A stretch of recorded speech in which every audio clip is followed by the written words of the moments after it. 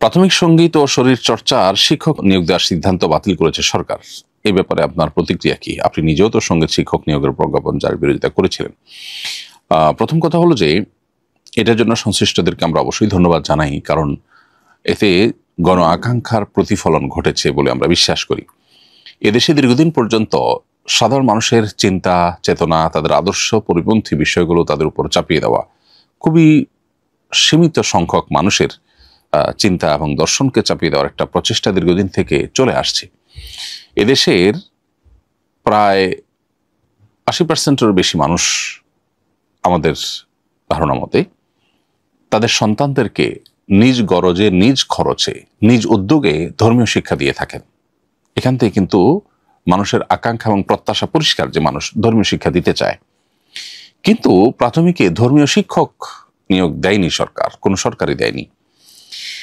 যে জিনিসটি জনগণ চাচ্ছে দিনের আলো মতো পরিষ্কার, সেটি আপনি করছেন না। যে জিনিসটি জনগণ চাচ্ছে না সেটার প্রমাণ কি? সেটা প্রমাণ হলো যে এদেশের কত % মানুষ নিজের সন্তানকে গান শিক্ষা দেওয়ার জন্য নিজস্ব উদ্যোগ নেন। কয়জন মানুষ? অভিভাবকদের মধ্যে পার্সেন্টেজে আমরা কি 1%ও আনতে পারবো? তার মানে কি দাঁড়ালো? যে সন্তানকে গান শেখানো হোক স্কুলে, এটা এদেশের বেশিরভাগ মানুষ চায় না। তাদের অ্যাপ্রোচ থেকে বোঝা যায় পরিষ্কার। তারপরও আপনি সেটা চাপিয়ে দিচ্ছেন, অথচ অন্যান্য সাধারণ সাবজেক্টগুলো পড়ানোর জন্য পর্যাপ্ত শিক্ষকের ঘাটতি আছে দেশে, এবং যার ফলশ্রুতিতে এখনো পর্যন্ত প্রাথমিকে আপনার প্রচুর পরিমাণ শিক্ষক নেওয়া দরকার।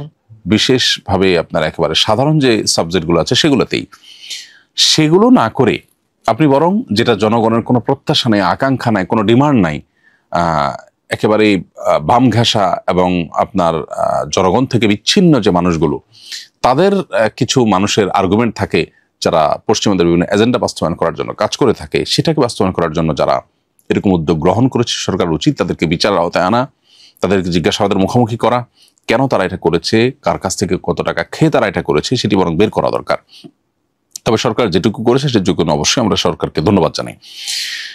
অতএব গণ আকাঙ্ক্ষার পরিপন্থী কোনো বিষয় চাপিয়ে দেওয়া, এটা কখনোই ন্যায্য হতে পারে না। এই অন্যায্য কাজটা দেশে দীর্ঘদিন থেকে চলে আসছে। এক্ষেত্রেও সেটি করার চেষ্টা করা হয়েছিল দুর্ভাগ্যজনকভাবে। তো সেটি যে আপাত দৃষ্টিতে আলহামদুলিল্লাহ বন্ধ হয়েছে, সেটি একটি সান্ত্বনার বিষয়। আমরা দোয়া করি আল্লাহ তাআলা আমাদের এই প্রিয় মাতৃভূমিকে নিয়ে যে পশ্চিমাদের ষড়যন্ত্র আছে সেটা থেকে আল্লাহ তাআলা আমাদেরকে হেফাজত থাকার তৌফিক দান করুন। সম্প্রতি তালাক সম্পর্কে আপনার একটি স্ট্যাটাস পড়লাম, আমি আমার পরিবার নিয়ে খুবই কষ্টে আছি। স্ত্রী আমাকে বোঝে না, সামান্য অজুহাতে, আবার কোনো অজুহাত ছাড়াই আমার সাথে কথা বলা বন্ধ করে দেয়, বিছানা আলাদা করে ফেলে। বেশ কিছুদিন যাবার পর আবার তার ইচ্ছে অনুযায়ী বিছানা একসাথে করে। এই মুহূর্তে আমার কি করা উচিত? আপনার পরামর্শ কামনা করছি। প্রথম কথা হলো যে দাম্পত্য সম্পর্ক যখন খারাপ হয়ে যায়, তখন আল্লাহ রাব্বুল আলামিন আমাদেরকে পরস্পরকে নাসিহা করবার নির্দেশ করেছেন। আপনি হয়তো সেটি করেন, আরো কার্যকরভাবে তাকে নাসিহা করবার উদ্যোগ আপনি নেবেন।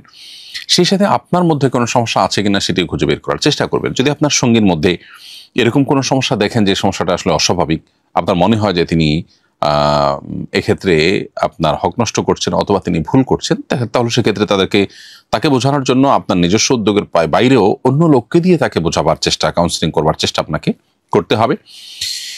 এরপরে যদি না হয়, তাহলে সেক্ষেত্রে অভিমানের পথে আপনি যেতে পারেন কোরআনের নির্দেশনা অনুযায়ী।